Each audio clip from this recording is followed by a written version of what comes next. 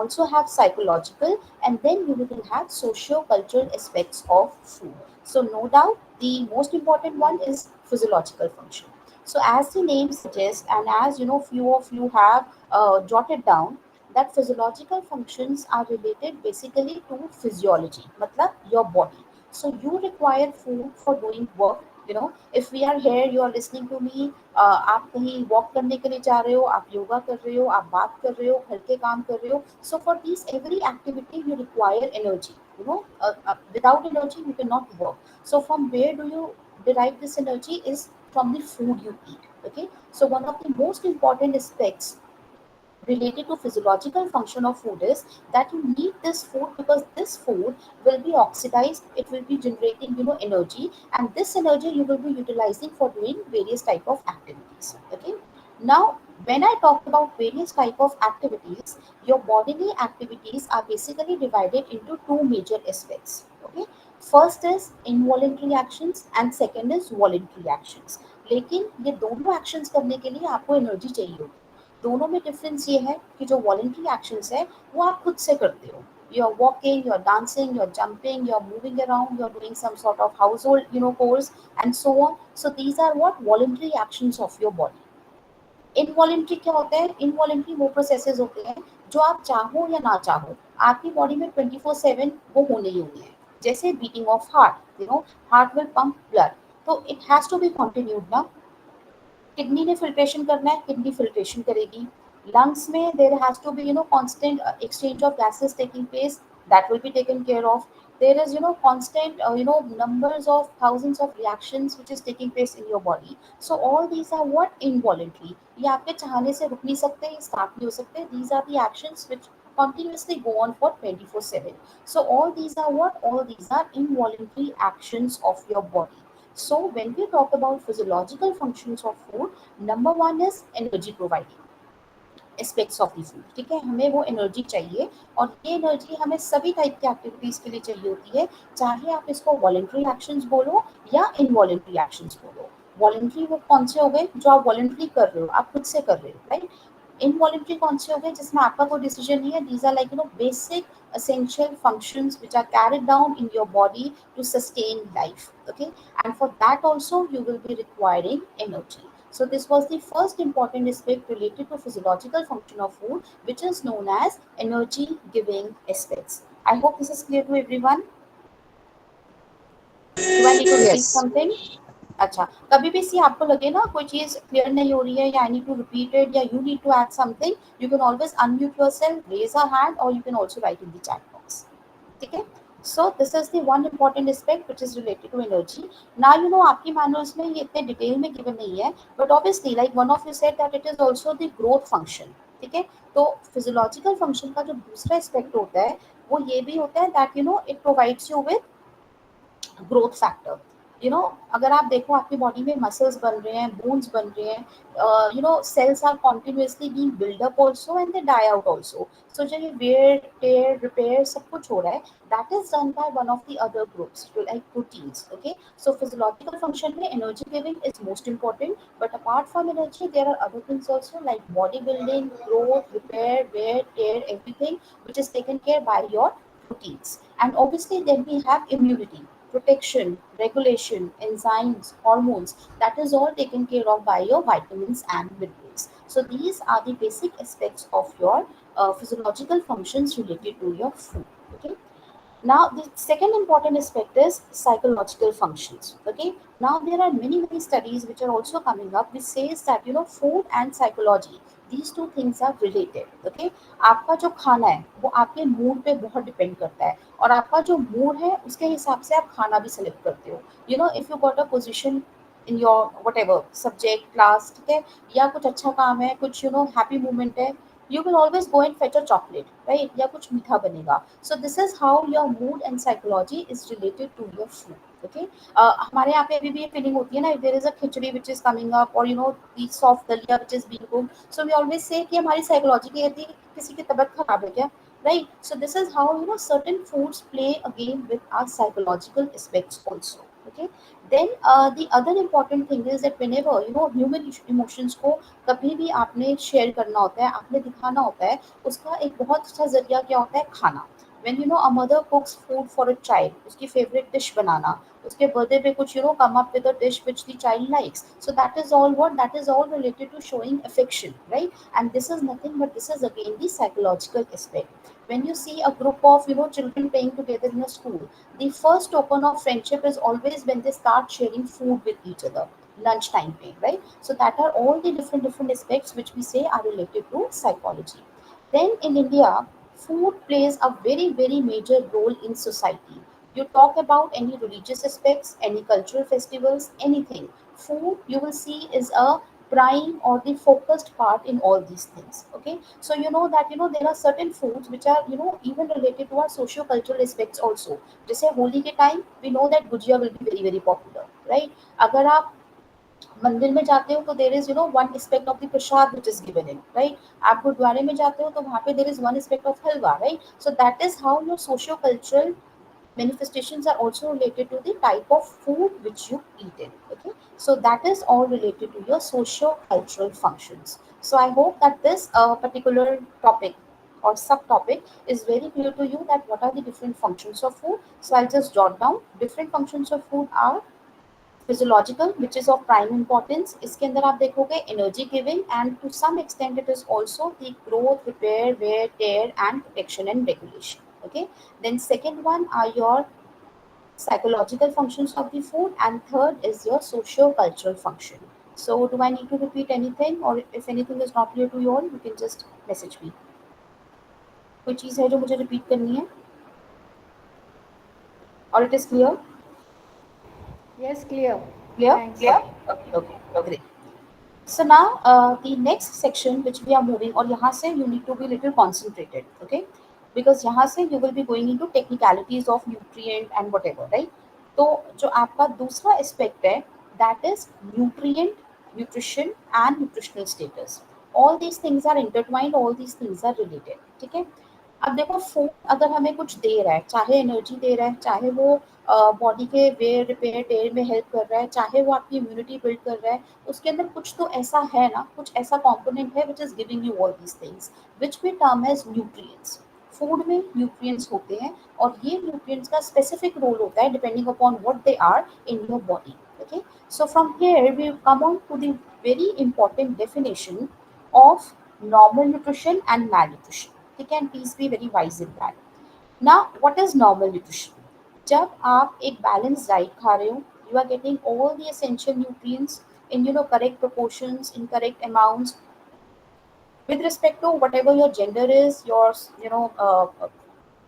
physical activity status is, and so on. So the thing is that when you are eating a balanced diet, and these balanced diet are providing you with adequate amount of vitamins, minerals, and fulfilling every requirement of each of the nutrients, right? You will be in a state of health.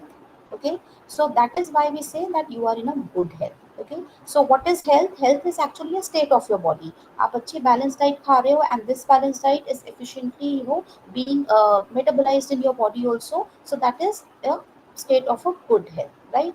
But then whenever there is any deviation from this normal health, ठीक है, normal health का जो हम एक spectrum कह रहे हैं, उसको हम क्या टर्म करते हैं, malnutrition. Okay, we normally read in newspapers, magazines, journals ना, कि इंडिया में भाई मैल न्यूट्रिशन का रेट बच्चों में बहुत हाई है, या pregnant women are severely mal nourished in India, right? So what is this mal nutrition? See, mal stands for anything which is incorrect. जैसे malpractices होता है ना, right? So mal is related to something which is not desirable, okay, which is not okay to be with. Okay, so can anybody give me some of the examples of malnutrition which you might have come across? कोई भी examples जो people are familiar? Malnutrition के examples? Examples of malnutrition: protein deficiency, Okay, Anemic. okay, great. Anemic. Anemia. vitamin A deficiency, which causes night blindness. Okay, Then और iron deficiency, ठीक है. Anything anemia, else? and Mostly common also in children. हाँ जी. Children are malnourished. They have low growth, Low growth. ठीक है. retarded growth. अच्छा, और Okay. So now whatever examples you people gave me, उसमें एक चीज कॉमन थी, लो, है ना, deficiency या low. So that can be low in anemia, low in vitamin A, low in whatever. Now we have to understand here कि malnutrition का मतलब होता है something which is not desirable. तो अगर low होना desirable नहीं है, तो high होना भी desirable नहीं होगा, ठीक है? तो जब भी हम malnutrition की बात करते हैं, we usually say that there are three, key terms in malnutrition. It is deficiency, excess and imbalance. Okay, so always remember कि जब भी हम malnutrition का बात करते हैं ना, तो वो कुपोषण जो है वो सिर्फ कमी नहीं है, ठीक है, वो एक्सेस भी है. जैसे I give you an example, अगर बच्चे का अंडरवेट होना malnutrition है, तो बच्चे का ओवरवेट और ओबीज होना भी उतना ही गलत है. So that is also one form of malnutrition. Okay, so please understand कि whenever we talk about malnutrition, malnutrition is a spectrum. ठीक है, और ये स्पेक्ट्रम में तीन चीजें आती हैं. You have deficiency, imbalance of nutrients also and then excess also. Though that is a different thing कि जब भी हम malnutrition की बात करते हैं, हमारे दिमाग में चीजें आती हैं कि deficiency of vitamin A, deficiency of vitamin D, iron deficiency, which is no doubt very very prevalent in our country, right? But at the same time you will see कि अब जो हम nutrition transition के phase में है ना, जहाँ पे our diets are being transition, we are being westernized, हमारी physical activity कम होती जा रही है, तो यू विल सी कि जो मैल न्यूट्रिशन का स्पेक्ट्रम जो एक तरफ झुका हुआ था, जहाँ पे we had more of underweight, under nourished children, वहीं पे you will see that now the second end of spectrum is also climbing up. So now we are in a phase जहाँ पे हमें ये दिख रहा है that childhood obesity, overweight children, obesity and overweight adult, ये सब भी जो है ये मसला बनता जा रहा है. सो मैल न्यूट्रिशन में please remember that there are three things. You have undernutrition also, you have imbalance also, and you have overweight and obesity also. Is this clear now? Yes. Yeah. Yes. Okay. Okay. So always remember that. Okay. So यहाँ पे तभी उन्होंने ये terms दी हुई हैं, undernutrition, and then you also have excess. Okay. So excess में तुम्हारा आ जाएगा being overweight and obesity and so on. And अंदर में जितने भी examples आप लोगों ने हमको दी थी, right? So this was this thing. Now I'm coming on to functions of nutrients. So this is very general. आप लोगों ने basic अपने Sorry, ma'am, for हाँ जी, interrupting. yeah.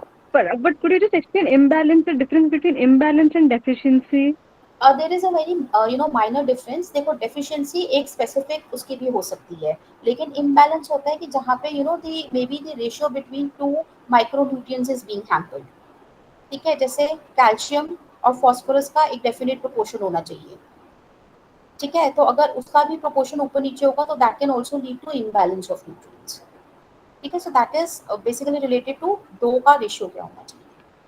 And deficiency can be one single deficiency, जैसे iron deficiency हो गया या so on. Okay, sir. Thank you. ठीक है. Thank you. Now, yeah. So now we are moving on to the very very basic functions, और इसमें से I will be taking up the important ones. Okay. So obviously first is water. We know that water is very very essential.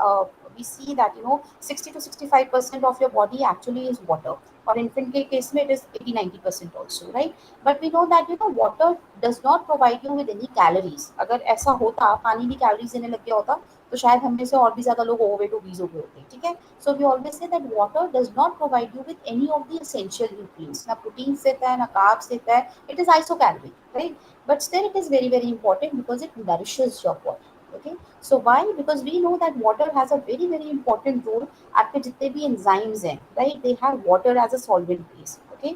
Similarly, it helps in it acts as a lubricant. It helps in regulating your body temperature and so on. Okay, so that is why we say that though water does not provide you with any specified nutrients as such, but it has a very very important role in nourishing your body. Next is carbohydrate. Now यहाँ से ना जो carbohydrate, fats और protein है, ये मैं आपको तीनों चीजें simultaneously समझाऊंगी, and you can keep a notebook actually to jot down the important points. Okay, because this is a little technical. अभी हमने बात की कि खाना हमें एनर्जी देता है, और उसमें मैंने आपको ये भी एक्सप्लेन किया था कि एनर्जी जो है वो आपको काम करने के लिए चाहिए होती है, but there is other aspect also like protein and fats और व्हाटएवर. ठीक है. अब अगर मैं यहाँ पे बात करती हूँ कार्ब्स, प्रोटीन और फैट की, ठीक है, तो आप दिन भर में जितनी भी कैलोरीज खाते हो या आपको जितनी भी कैलोरीज खानी चाहिए, वो आपको मेजरली ये तीन ग्रुप से ही मिलती है ना. कौन से तीन मेजर ग्रुप्स होते हैं आपके, जिसको आप मैक्रोन्यूट्रिएंट्स के नाम से भी जानते हैं. So you have carbohydrates, you have proteins, and then you have fat. right? And these three compositely gives you the total calories whatever you are eating in diet. अगर कोई overweight और obese है तो हम उसको बोलते हैं ना कि भाई थोड़ी कैलोरी इंटेक कम करो अपना, वहीं पे अगर कोई अंडरवेट है तो उसको बोला जाता है that you need to consume more of calories. Obviously there are many technicalities behind, but just to start with, so we say that these carbohydrate, protein and fat compositely give you calories. अब अगर मैं इन तीनों के functions की बात करूँ, ठीक है, तो सबसे इम्पोर्टेंट चीज़ है कि मेरे लिए ये जानना बहुत जरूरी है कि भाई मुझे कितना क्या खाना है. You know, if a person comes to you and he asks you कि ठीक है भाई मेरी डाइट बनाओ और उसमें मुझे बताओ कि मुझे कितना क्या खाना है, and here I am only taking people who are healthy.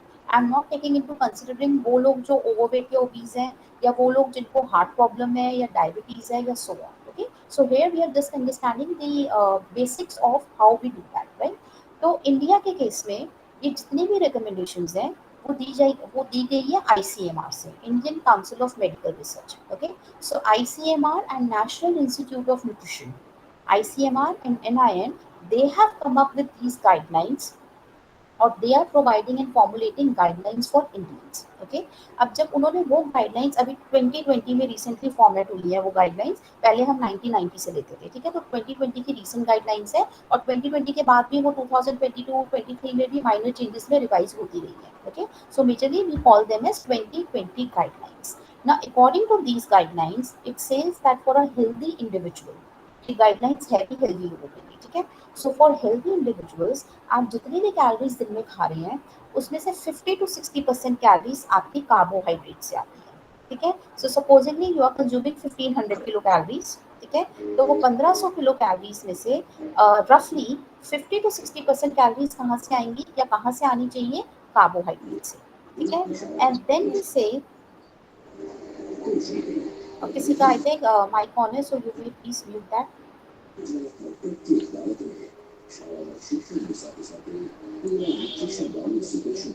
Okay. So now the other important aspect is your proteins. Okay. तो अगर मैं proteins की बात करूँ तो we say that other 10 to 15% of calories can come from proteins. I'll highlight ये रहा, ठीक है. तो कार्बोहाइड्रेट से कितनी आनी चाहिए? 50 से 60%, और प्रोटीन से कितनी आनी चाहिए? 10 से 15%, और बाकी जो 20 से 30% है वो आनी चाहिए फैट से. Is this clear up till here? Percentage सबको क्लियर है? तो एक हेल्दी डाइट में 50 to 60% आना चाहिए कार्ब से, 10 से 15 आएगा आपका प्रोटीन से, और बाकी 20 से 30% कहाँ से आएगा? फैट से. यहाँ तक सबको समझ में आ गया? Yes. Okay. Yes. Now the other important aspect is, अब इसके डिटेल्स में हम जाते हैं. करना क्या है? पहली बात ये कि आजकल you have lot of information on Google, ChatGPT to add on, and people around us जिनको सब पता है न्यूट्रिशन के बारे में, which is not correct, which is not scientifically evident. Okay, now I see lot of articles, even you might have read low carb diet, no carb diet, low fat diet, no fat diet. Okay, but there is no scientific basis to any of that. Okay, scientific basis वही है जो ICMR ने recommend की है कि अगर आप healthy हो आपको 50 से 60% कार्ब्स खाने चाहिए. I see people consuming less than 20-30% of carbs also. Okay, so not to pinpoint anyone, but the gym people who are into bodybuilding or other aspect, they do recommend you with very high protein diets, low carbs diet, and so on. But that is their masala altogether. Scientifically, it has to be 50 to 60%, 10 to 15%, and 20 to 30%. The other important aspect is fat. See, fats are not bad. You have to understand that. ठीक है? Contradiction सिर्फ ये है कि fat are very very concentrated in energy. They are actually the powerhouse of calories. तो इसलिए जब आप उसको consume करते हो, you have to भी अकल लगानी पड़ती है. You have to be pretty rational कि आपको कितना fat consume करना है. Okay? तो but to go on a diet which is completely zero fat or low fat is also not desirable. ठीक है? अगर मैं बात करूँ ये 20 से 30% की, तो अगर कोई बच्चा है, इन्फेंट है, जो लोग फिजिकल एक्टिविटी में ज्यादा इन्वॉल्व रहते हैं, उनको आप 30% जितना भी दे सकते हो, राइट? अगर आपको पता है कि आप एक अडल्ट हो जिसका चलना फिरना उतना नहीं है, आपका बहुत सेडेंटरी बिहेवियर है, restrict yourself to 20%. But no fat diet will not be of good to you except for the weight loss which you can see. But weight loss भी ना एक बहुत साइंटिफिक मैनर में होना चाहिए. ओके, क्योंकि fat क्यों इंपॉर्टेंट है? आपने पहले शायद CFN1 में भी पढ़ा होगा. भाई फैट सॉल्युबल विटामिन्स को तो फैट चाहिए ना एब्जॉर्ब होने के लिए. अगर आप फैट ही नहीं खाओगे तो फैट सॉल्युबल विटामिन्स का एब्जॉर्प्शन कैसे होगा? तो you will B hampering that process. Okay, your brain, Okay, nowadays you will have lot of information related to omega 3 and omega 6. So omega 3 and omega 6 are actually fatty acid, essential fatty acids. Essential क्यों है? क्योंकि आपकी body वो खुद से नहीं बना सकती है, आपको वो डाइट से ही खाने पड़ेंगे। और डाइट से कहाँ से आएंगे? The fat you are consuming. अगर मैं फ्लैक्स सीड की बात कर रही हूँ, फिश लिवर ऑयल की बात कर रही हूँ, एंड सो ऑन, तो these are all the sources of fat ना। So that is why a desirable ratio should be maintained. And you know it is the first time in 2020 कि ICMR ने even carbohydrate का amount भी fix किया है कि भाई adults के केस में आप कम से कम 100 ग्राम से नीचे कार्बोहाइड्रेट पे नहीं जाओगे। तो आप चाहे कोई भी डाइट फॉलो कर रहे हो, बिकॉज दे से कि ये 100 ग्राम जो कार्बोहाइड्रेट है, this is the minimum requirement of carbohydrate in your body. ये कार्बोहाइड्रेट बॉडी यूटिलाइज करती है उसको ऑक्सीडाइज करके ब्रेन को एनर्जी देने के लिए। ओके, सो चाहे आप किसी भी मसले की डाइट प्लान कर रहे हो, कुछ भी कर रहे हो, it is under very strict medical supervision कि आप 100 से कम आओगे। Otherwise if you are healthy urban adult, you will not consume less than 100 grams of carbohydrate in a day's diet. Okay. Then when I talk about of the energy aspect, there is another one important concept which I want to bring in here. कौन कितनी calories दे रहा है? ठीक है, तो एक note बना लो। 1 gram of carbohydrate gives you 4 kilo calories, 4 kilo calories. 1 gram of protein also gives you 4 kilocalories and 1 gram of fat gives you 9 kilocalories. तभी हमने बोला ना कि अगर आप दिन भर में जितनी भी एनर्जी कंज्यूम कर रहे हो वो इन तीनों चीजों से आएगी, कार्बोहाइड्रेट, प्रोटीन या फैट्स। ठीक है, तो 1 ग्राम ऑफ कार्बोहाइड्रेट कितनी देता है? 4। 1 ग्राम ऑफ प्रोटीन कितनी देता है? 4। एंड 1 ग्राम ऑफ फैट भी कितनी देता है? 9।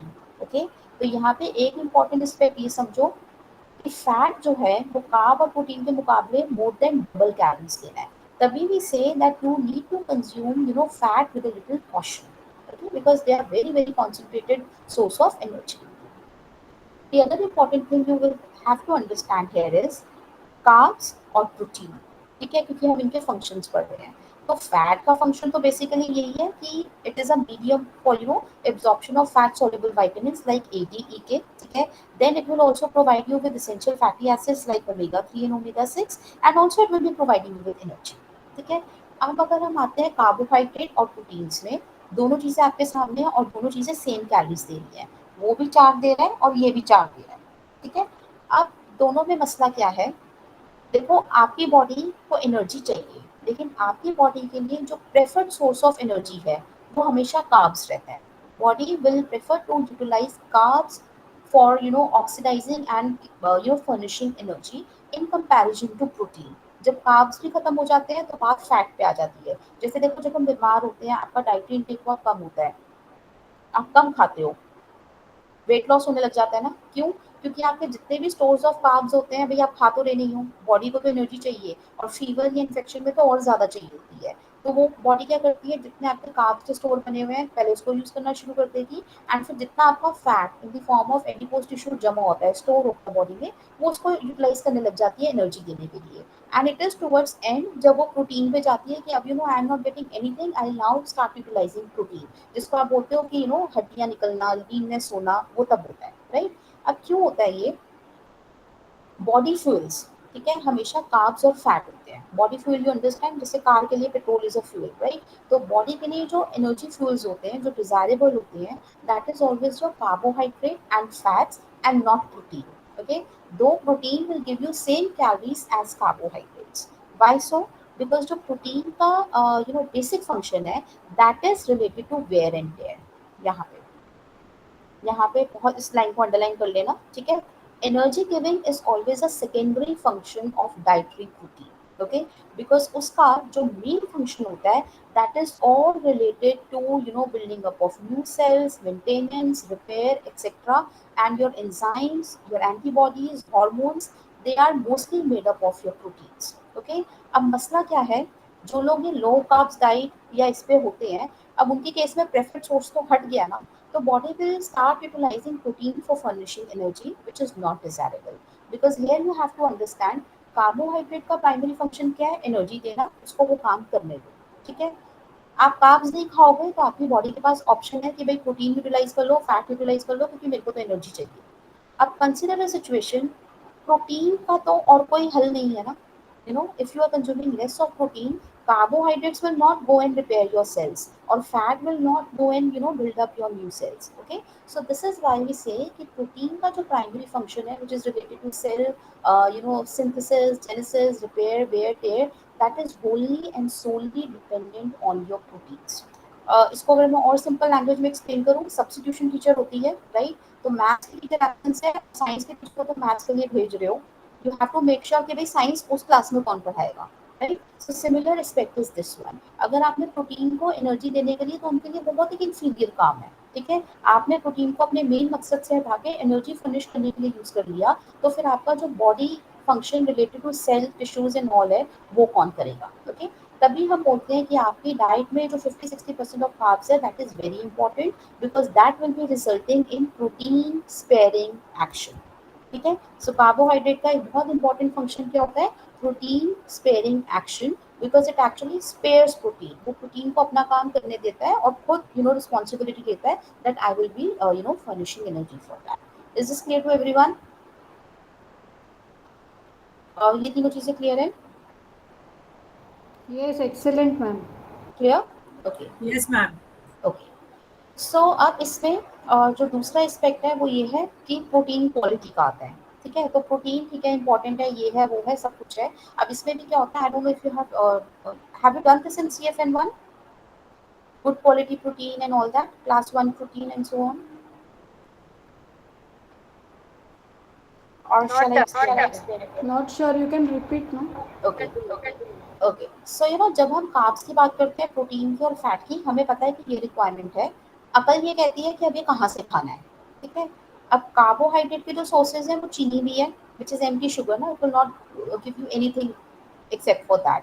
So when I'm saying कि 50-60% कार्ब्स खाना है, तो उसका मतलब ये नहीं है कि सिंपल शुगर उठा के खाने लग जाओ, चीनी नहीं खानी है, राइट? तो we always say that going for complex carbohydrate, आप जितना कॉम्प्लेक्स कार्बोहाइड्रेट खाओगे, राइट, उतना आपकी बॉडी के लिए बेनिफिशियल है, बिकॉज वो blood sugar levels everything will be maintain. जैसे अब मैं बोलूँ कि फ्रूट जूस पी लो और अब बोल ऑफ फ्रूट खा लो, it is always better to go in for a bowl of fruit. क्यों? क्योंकि जब आपने फ्रूट जूस में किसी चीज को कन्वर्ट कर दिया, आपने उसका फाइबर हटा दिया, it is just a simple carbs which you are consuming. Okay, तो एक तो चीज याद रखो, चीजों को जितना रिफाइन करते जाओगे वो उतना ही सिंपल होता जाएगा in terms of carbohydrate. So there has to be simple carbohydrates and complex, going for complex ones. Okay. Second चीज प्रोटीन में ये होती है कि क्लास 1 प्रोटीन हमेशा आपको मिलता है मिल्क एंड मिल्क सोर्सेज से और एनिमल प्रोटीन। एनिमल मतलब मिल्क एंड मिल्क हो गया आपका, और egg, meat, fish, poultry, whatever, ठीक है? तो your animal proteins are only proteins which are complete in nature. Why we say they are complete in nature? Because proteins are made up of amino acids, ठीक है? और there are 9 essential amino acids होते हैं। तो जिस भी food group में ये 9 के 9 प्रेजेंट होते हैं करेक्ट प्रोपोर्शंस में, उसको हम बोलते हैं प्रोटीन्स ऑफ हाई क्वालिटी, या क्लास 1 प्रोटीन, या protein of high biological value. Okay, so whenever you are recommending someone, it is always good that you go in for class 1 protein, but you have to understand here कि class 1 protein में milk आता है या आपका non vegetarian sources आ गई।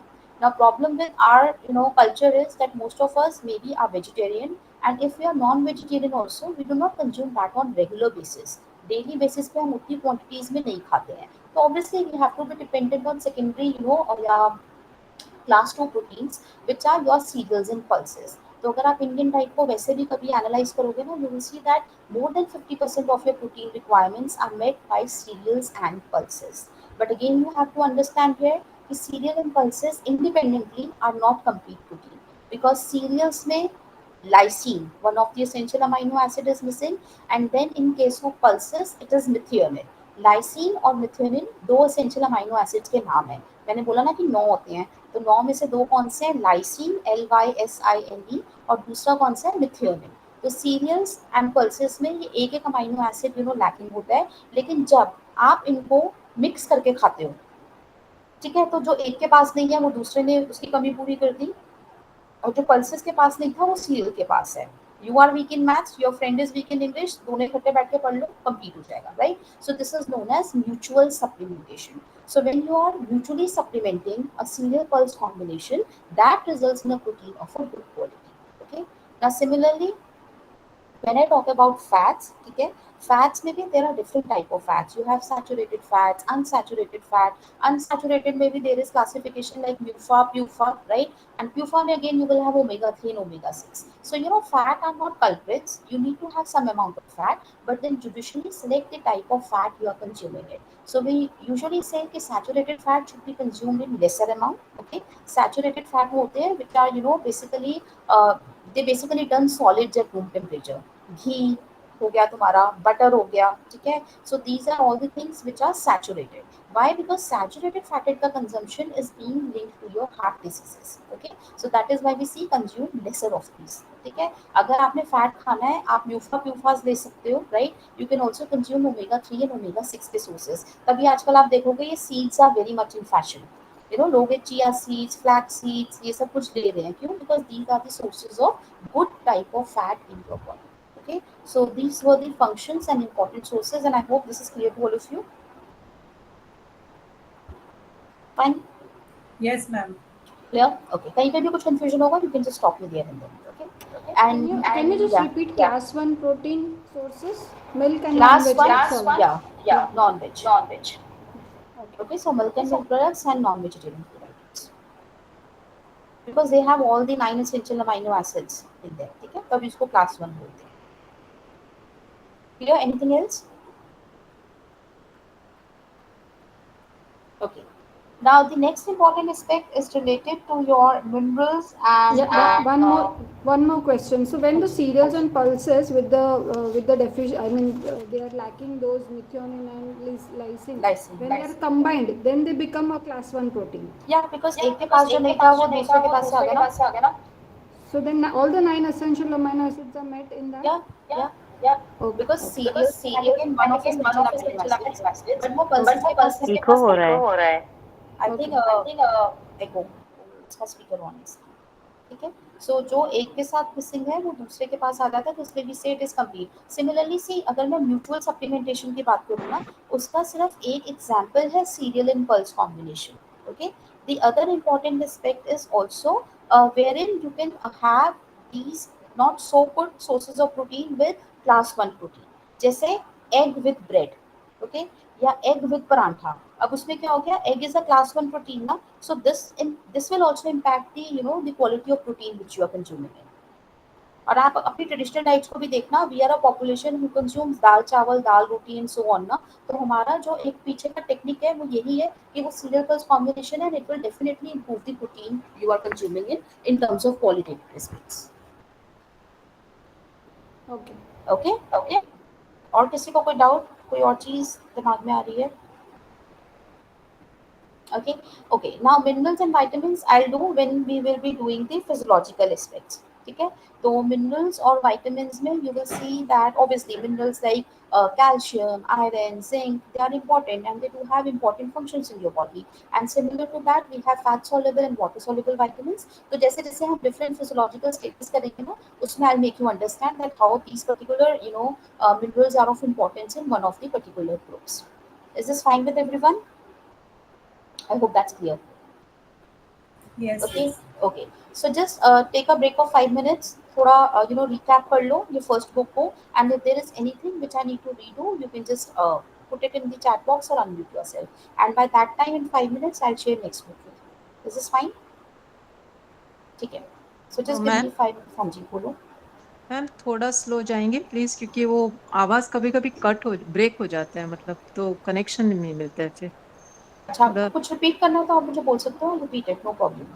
हाँ नहीं, even to register takes a while, so if you can Because see, you also have limited number of classes.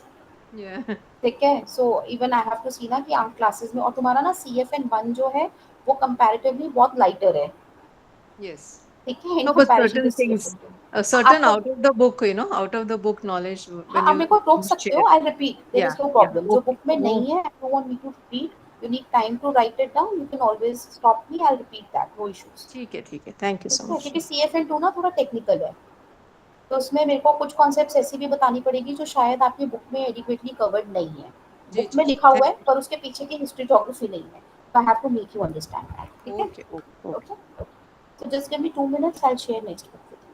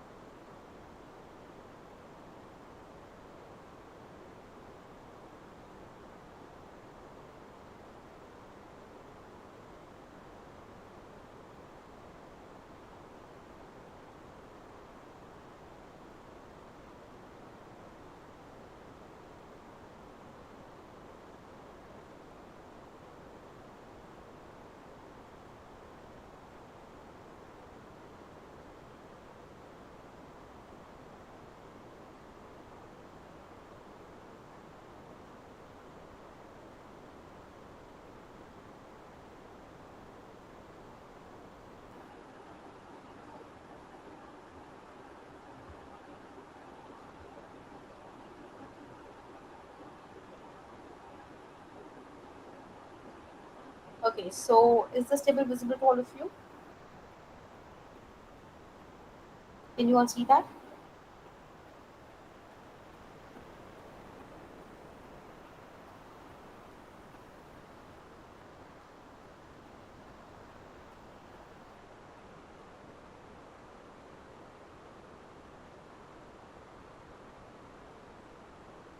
Yeah, can I start? Is this visible?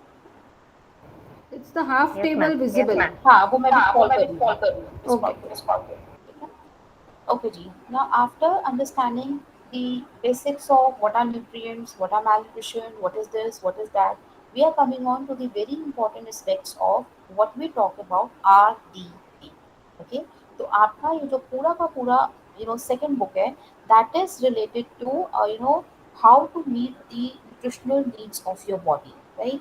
मैं बोल रही हूँ कि फैट भी इम्पोर्टेंट है, प्रोटीन भी इम्पोर्टेंट है, कैल्शियम भी इम्पोर्टेंट है, वो है, पर नाउ द प्रॉब्लम इज कि मैं कितना खाऊं, किस अमाउंट में खाऊं, so that these requirements are adequately met by my body.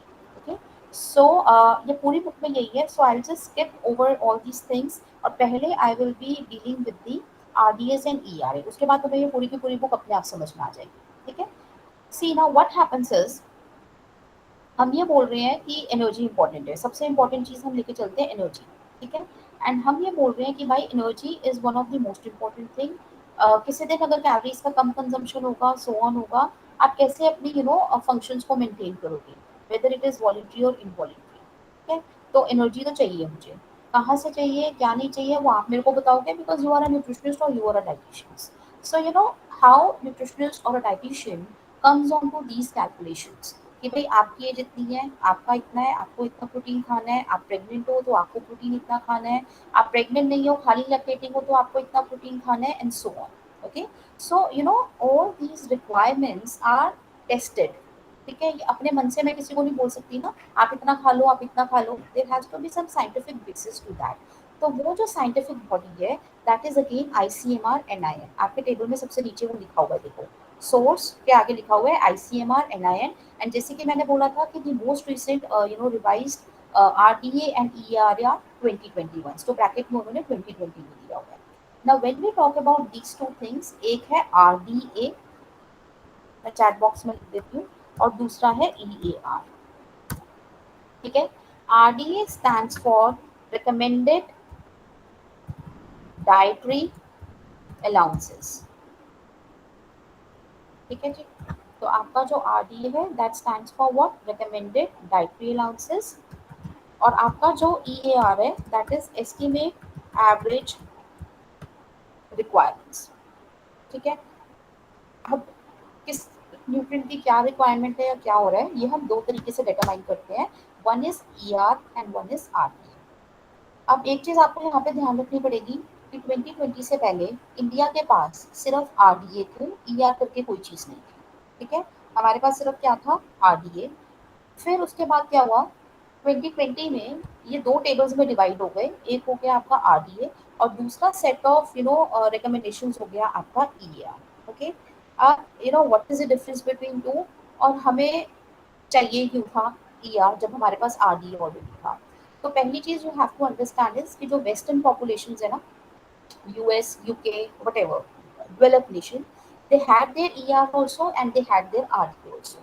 India में, because research is not very research is not at its peak. We have very limited number of studies.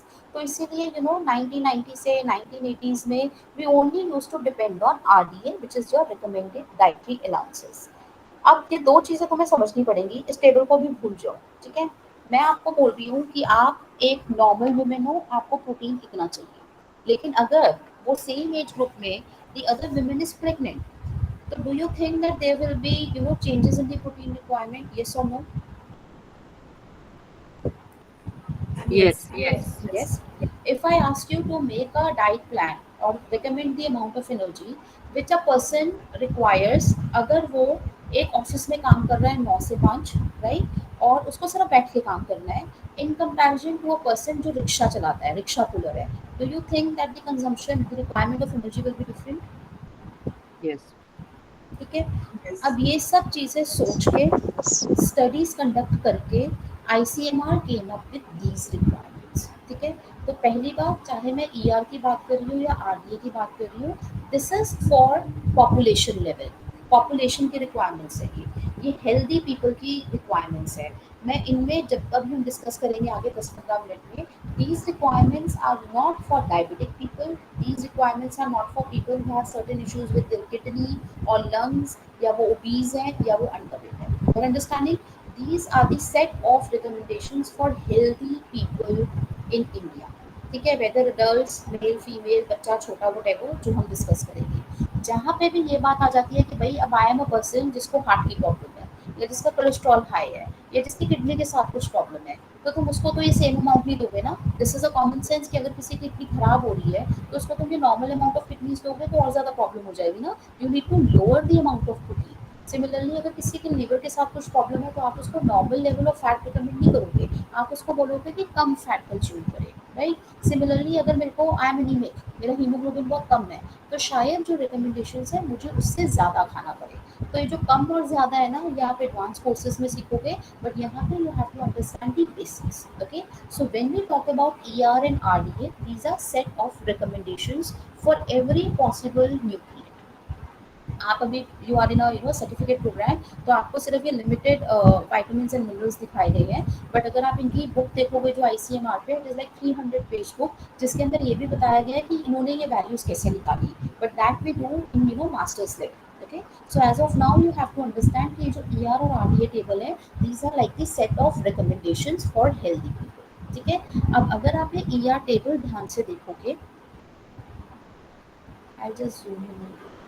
Okay, ये देखो, ठीक है, आपको दिख रहा होगा, यू हैव डिफरेंट कॉलम्स। ठीक है, आपका फर्स्ट कॉलम है age group, then you have category, body weight, protein, आगे सब कुछ है। You can see that, right? सबको दिख रहा है? ठीक है। अब भाई क्यों जरूरत है? क्योंकि पहली बात तो ये कि अगर मैं नेशनल लेवल को रिकमेंडेशन दे रही हूँ तो आई नीड टू अंडरस्टैंड कि मेरी पॉपुलेशन में बच्चे भी हैं, बूढ़े भी हैं, इन्फेंट्स भी हैं, प्रेग्नेंट वुमेन भी हैं, लैक्टेटिंग वुमेन भी हैं, एडोलेसेंट गर्ल्स भी हैं, सो ऑन। ठीक है, तो इसलिए अगर आप ये एज ग्रुप देखोगे, एज ग्रुप में पहला एज ग्रुप मेन है, दूसरा वुमेन है, then you have infants, then you have children, and then you have boys and girls till the age of 18 years. क्योंकि जो ये अडल्ट मैन और वुमेन की डेफिनेशन है, right, it says 19 to 29 years.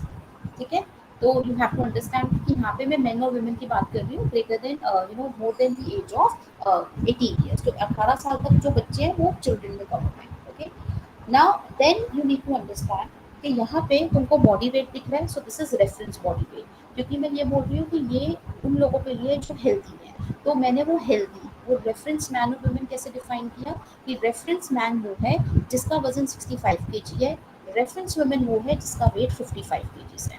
Are you understanding this thing? यहाँ तक clear? Yes. ठीक है, and then you will be seeing that there are lot of columns like energy, protein, calcium। तो वो कुछ नहीं है, वो आपको कुछ numbers दिख रहे होंगे which is recommendation। जैसे अगर मैं आपको बोल रही हूँ, सबसे सिंपल मैं आपको बोलती हूँ, बॉयज 10 to 12 ईयर्स देखो, सब प्लीज देखना इसको, ठीक है, साथ साथ करोगे तो समझ में आएगा। बॉयज 10 to 12 ईयर्स में can anybody tell me what is the calcium requirement? क्या दिख रही है? 650। सबको 650 दिख रहा है, बाकियों को? So this is just a number. You just have to see the table and you just have to come up कि उसकी क्या requirement है।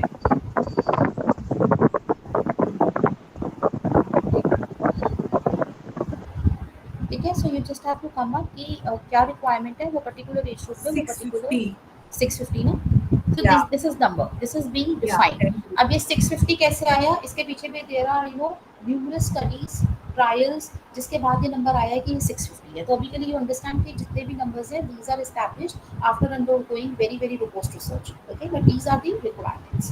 अब देखो दूसरी चीज, आप men में देख सकते हो सेडेंटरी, मॉडरेट और हैवी है, ठीक है, और आप विमेन में भी देख सकते हो सेडेंटरी, मॉडरेट और हैवी है। What are these? These are category of work. जैसे अभी हमने डिस्कस किया कि अगर एक बंदा ऑफिस में 9 से 5 बैठा है, उसकी calorie requirement can not be same as a person who has a rickshaw puller. ठीक है, ऐसे ही एक वुमेन जो हाउसवाइफ है और जिसके घर में मेड काम कर रही है, वो खुद तो सेडेंटरी है ना, राइट, बट उसकी मेड जो है वो मॉडरेट या हेवी में आ सकती है, because she has to do घर का काम for 2-3 other Holmes also.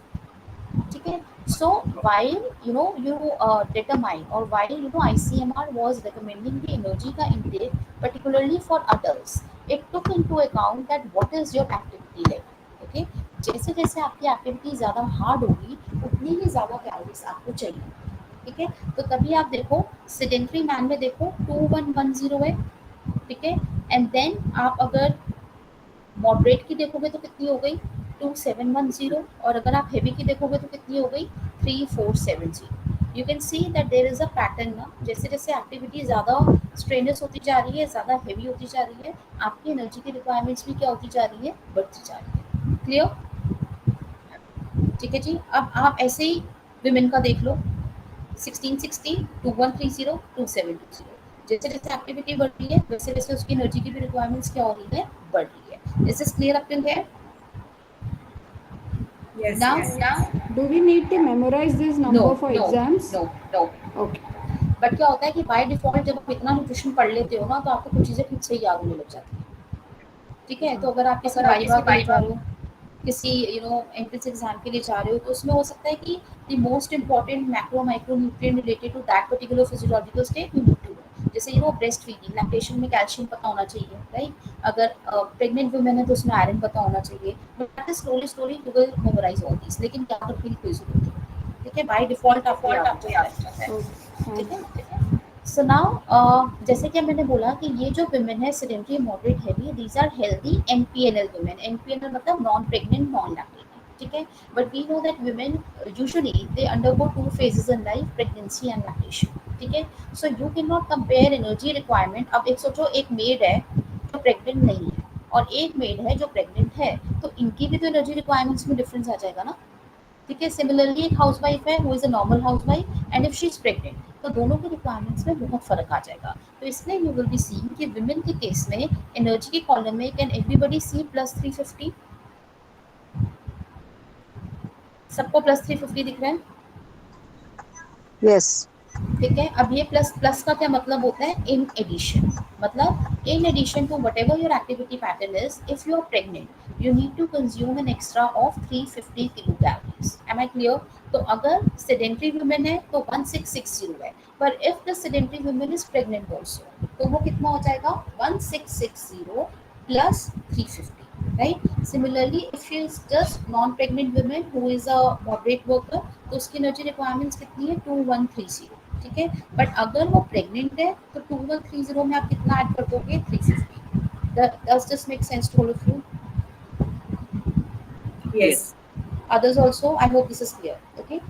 Similar to pregnancy, you have the phase which is lactation. ठीक है, तो लैक्टेशन में भी आप देखोगे +600 और +520 है.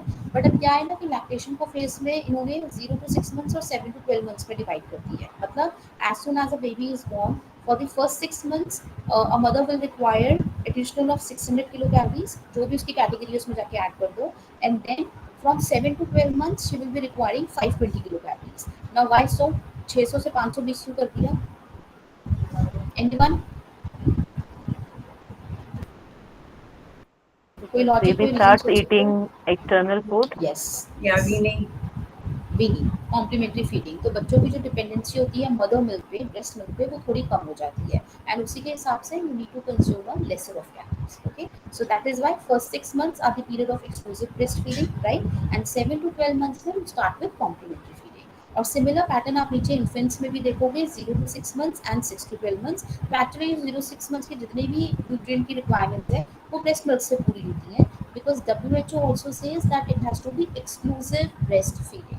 एक्सक्लूसिव ब्रेस्ट फीडिंग का मतलब है पहले 6 महीने सिर्फ breast milk, mother's milk, nothing like that. Okay, so that is why you have different categorization. Now similarly you will see that you have energy requirements for children 1 to 9 years, पर 9 साल के बाद 10 साल से 18 साल you will be seeing that there is differentiation between boys and girls, जो 10 साल से पहले नहीं था. क्यों? बिकॉज पहले 9 साल तक गर्ल्स और बॉयज़ की रिक्वायरमेंट्स रफली सेम रहती हैं, with studies indicate. But at the pubertal age, जहाँ पे प्यूबर्टी स्टार्ट होती है, जहाँ पे boys tend to build up their muscle mass. Okay, there are hormonal changes which takes place, there is building up of secondary sexual organs also. Girls start with their menstruations also. तो वो एक phase ऐसा होता है जहाँ पे you will see that requirements of boys and girls start to differ. So that is why you will see in table you have different requirements for boys and girls from 10 to 18 years. Clear? Clear. Is it fine? ठीक है. अब दूसरी चीज ये है, आप protein पे आओ, राइट. प्रोटीन पे अगर आप मेरे को अडल्ट विमेन का प्रोटीन रिक्वायरमेंट बताना जरा, क्या है? एनीवन?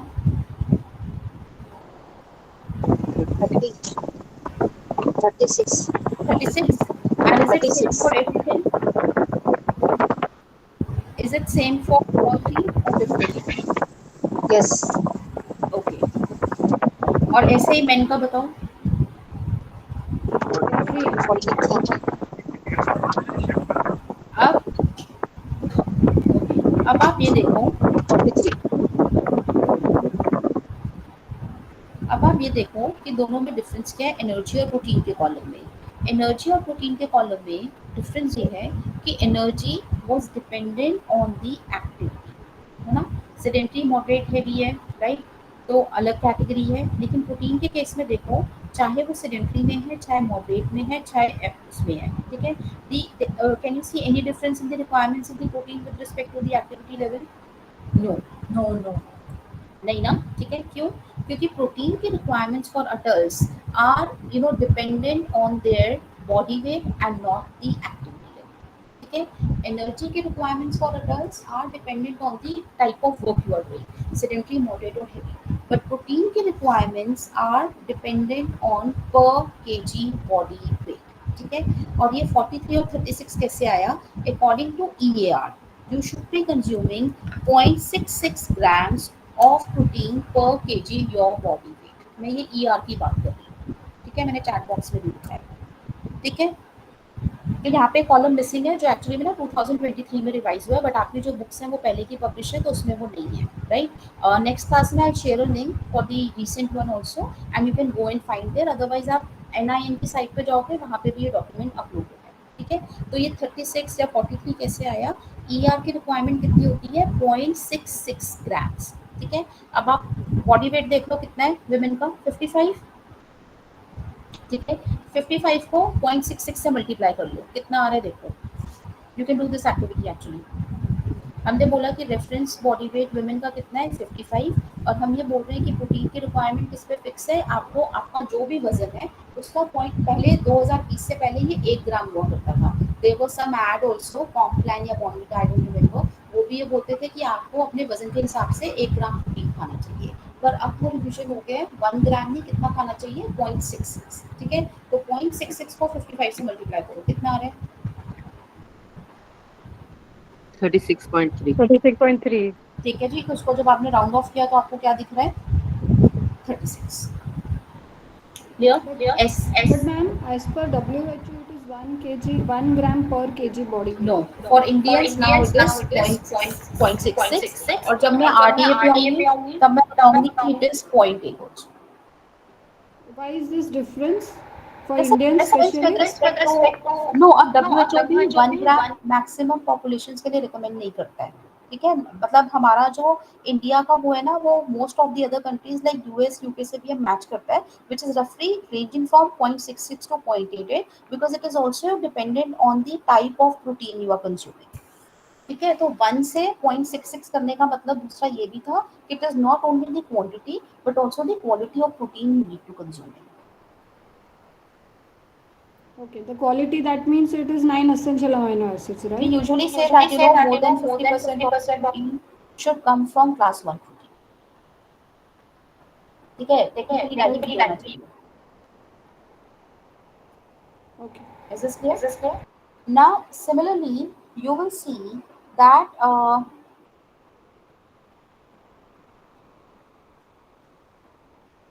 in case of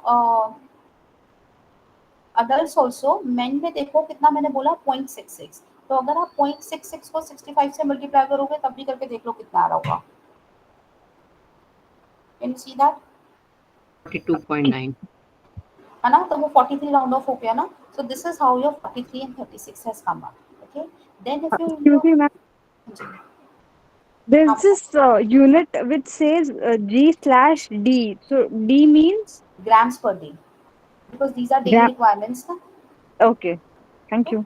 ये डेली बेसिस पे है, तो इसलिए सब कुछ डी में दिया है, मतलब दिन, एक दिन की रिक्वायरमेंट है, ठीक है.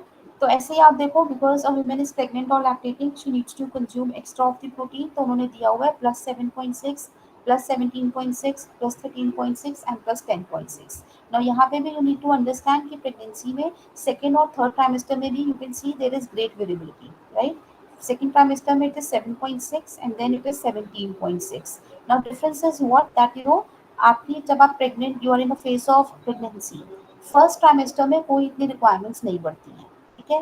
I hope you understand that there are 9 months, so 9 months are being divided into 3 trimester. So you have first trimester for first 3 months, second trimester for next 3 months, and final trimester for the third one.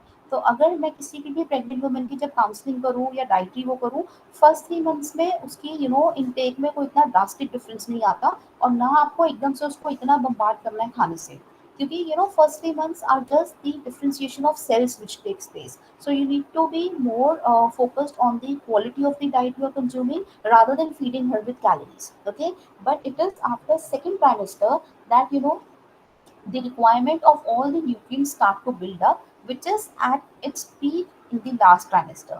तभी आप देखोगे कि protein की requirement second trimester में 7.6 है, और बाद में वो कितना हो गया 17.6. Is this clear? Yes. ठीक है. एंड ऑब्वियसली लैक्टेशन का भी सेम फंड है. First 6 month the baby is dependent, तो मदर की बॉडी में जो चेंजेस होते हैं they are very different from the next 6 months, ठीक है. उसके अलावा calcium, magnesium, iron, these are just the composite number which are based on the calculation. Is this fine? Is this ER table clear to all of you? 2 minute देख लो, अगर कुछ भी नहीं क्लियर हो रहा तो please let me know, because then I will move on to RDS. Ma'am, the protein requirement for a pregnant lady is the 0.66 gram per kg of body weight, and then add plus 7 grams of protein. Is it like that? No no, आपका जो ये 7.6, because उन्होंने 55 में 10 already add कर लिया है ना, ठीक है, और उसमें बाकी भी फैक्टर्स हैं जो आपको यहाँ पे शो नहीं किए गए हैं. तो what you need to do is, supposingly this is a sedentary woman, just take an example, ठीक है. तो सेडेंटरी Okay. वुमन के लिए आपका प्रोटीन कितना है 36, and she is in second trimester, so you will be adding 36 to 7.6. Okay. ठीक है. ये जो 7.6 17.6 है वो उन्होंने उसका वेट गेन कंसीडर करके लिया है, Okay. Okay. ठीक है. Thank you. अगर अगर वो मतलब नेक्स्ट थर्ड ट्राइमेस्टर में है तो आप सिर्फ 17.6 ऐड कर दो. 17.6 gram of protein per kg body weight. No no, this is 17.6 composite ना, 36 में पर केजी में Okay. थोड़ा ना करोगे. ऊपर कॉम्पोजिट नंबर जो 36 है वो आया कहाँ से है, वो मैंने आपको बताया that is 0.66, Okay. Right. So that is 44 grams per day. if you are adding 36 to 17.6. So हाँ, जितना भी आ रहा है 53 हाँ grams. Yeah. हाँ 53 grams. Okay. ठीक है. So this is your ER table. Now next is we are moving on to the next table which is RDA. अब हमने बोला, अब तुम्हें कुछ कुछ कॉन्सेप्ट समझ में आ गया that how these numbers have been arrived at, right? Now always understand कि ER is the minimum requirement. ये सारी requirements है ना, कैल्शियम मुझे इतना खाना है, आयरन मुझे इतना खाना है, ये मुझे इतना करना है, ये सारी रिक्वायरमेंट्स है. और ये सारी कौन सी रिक्वायरमेंट्स है? These are the minimum requirements of that nutrient. अगर आप इससे कम खाओगे यू विल, और ये ना कोई एक दिन की बात नहीं होती ना. एक दिन अगर आपने समोसा खा लिया और दूसरे दिन खाली सैलेड खा रहे हो तो वजन पे कोई फर्क नहीं पड़ेगा इतना drastic. So it has to be continued over a period of time. So if over the period of time you are consuming less than these requirements, you will definitely have signs related to deficiencies. तो एक बार बड़ा बड़ा कहीं पे भी लिख लो, EAR is the minimum requirement. जैसे अगर आप आयरन देखोगे कि विमेन के केस में 15 है, right? So after many studies and research and everything, we know that 15 milligram is the minimum requirement for a healthy woman. अगर आप over the period of time ये 15 मिलीग्राम आयरन डेली अपनी diet में नहीं खा रहे हो, you will face the deficiency consequences. Is this clear? Is this fine? समझ में आ रहा है Yes. Minimum requirement? ठीक है. Yes. तो भाई फिर RDA क्या है? ठीक है. RDA is minimum requirement. ठीक है, मैं टाइप कर देती हूँ. Minimum requirement plus safety margin. ठीक है जी। तो मतलब कॉमन सेंस, सबसे बेसिक चीज, अगर मैंने ईआर में कुछ सेफ्टी मार्जिन ऐड किया है तो वो मेरा क्या बन गया, आरडीए। तो एक्चुअली में ना इंडिया में हम उल्टे चल रहे हैं। बाकी कंट्रीज में पहले ईआर होता था एंड आरडीए दोनों होते थे। हमारी कंट्री में सिर्फ क्या होता था, आरडीए। अब ये जो आरडीए दैट इज व्हाट, इसमें हमने क्या कर रखा था, मिनिमम रिक्वायरमेंट में कुछ सेफ्टी मार्जिन ऐड कर रखा था। यहाँ तक समझ में आ रहा है? तो RDA is minimum requirement plus safety margin, और ईआर क्या है, ER is only minimum requirement. Is it making sense to all of you? This is little confusing, but still. that way India was going जी? smarter. हाँ, कैसे भी समझा लो, वो अलग बात है। ठीक है। सो अब EAR is the minimum requirement and RDA is what, minimum requirement plus safety margin। अब मसला ये था कि 2020 से पहले हमारे पास क्या था, RDA। RDA वो वैल्यूज थी जिसमें मिनिमम रिक्वायरमेंट्स थी और प्लस उसमें हमने क्या ऐड कर रखा था, सेफ्टी मार्जिन, राइट। अब उसकी कॉन्सेप्ट भाई ये थी कि 2020 से पहले जो हमारे ईआर बनकर आए थे वो 1990 में बन के आए थे, लॉन्ग बैक। ठीक है। तब ना तो हमारे पास इतना डेटा था, ना हमारे पास इतनी रिसर्च थी, और दूसरी बात यह है कि तब हम उस ट्रांजिशन फेज में थे जहाँ पे majority of our population was under side of the spectrum, under nourish थी। यू आर अंडरस्टैंडिंग, है ना। तो मेजॉरिटी ऑफ हमारी पॉपुलेशन क्या थी, under weight, under side, deficiency. तो इसलिए हमें लगा कि भाई जितनी मिनिमम रिक्वायरमेंट है उससे थोड़ा सा एक्स्ट्रा खिला के चलते हैं, ताकि ये जो under weight, the malnutrition का ये वाला स्पेक्ट्रम है, इसको हम ओवरकम कर सकें। But actually what happened in another 2 decades was कि we came into this cycle of modernization, urbanization, जहाँ पे हमारी डाइट्स बहुत ज़्यादा चेंज हो गई, हमारी फिजिकल एक्टिविटी ड्रास्टिकली डिक्रीज हो गई। ठीक है। अब उस केस में हमें क्या लगा कि ये जो स्पेक्ट्रम एक तरफ झुका हुआ था अंडरवेट की तरफ, वो धीरे धीरे धीरे कहाँ पे कन्वर्ट हो गया, सेकंड साइड ऑफ स्पेक्ट्रम, जहाँ पे तुम्हारा ओवरवेट और ओबेसिटी भी आ गया। यहाँ तक समझ में आ रहा है? Yes. This is fine. अब जब मेरी आधी पॉपुलेशन तो चलो अंडरवेट है, इट इज ओके, बट दूसरा मसला ये है कि अब also have a population who is over nourished. ठीक है। तो वो ओवर नरिश्ड पॉपुलेशन को मैं कैसे डील करूंगी?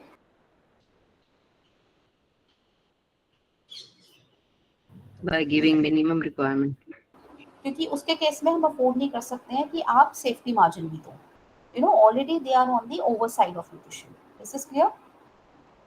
तो इसीलिए इंडिया के केस में it became essential that it is the time to revise your requirements, and rather than RDA you now need to focus on what, EAR, which is the minimum level which will maintain good health in your population. Is this clear to everyone? ठीक है। और ये safety margin में क्या क्या आता है, it takes into account bioavailability, absorbability and so on. ठीक है। तो वो सब कुछ देखता है कि एब्जॉर्प्शन कैसा है, कितने लॉसेस हो रहे हैं, पीरियड ऑफ लेननेस, अगर फीवर है तो intake come and so on.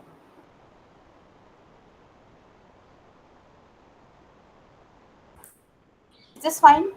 Ma'am, can you repeat what are safety measures to be taken safety into? Margin, safety margin में Margin. तुम्हारा आता है पीरियड ऑफ लेननेस, या दे से कि उस विटामिन मिनरल की क्या एब्जॉर्बेबिलिटी है, क्या बायो अवेलेबिलिटी है। So after working on different different aspects, then they add, जैसे अभी मैं बताऊंगी तुम्हें, अब मैं आरडीए टेबल शेयर कर रही हूँ, तो जरा ध्यान से देखना। ठीक है। And if you have your own soft copies, you can open both on both the tabs. Okay. So I just share RDA, just give me a second.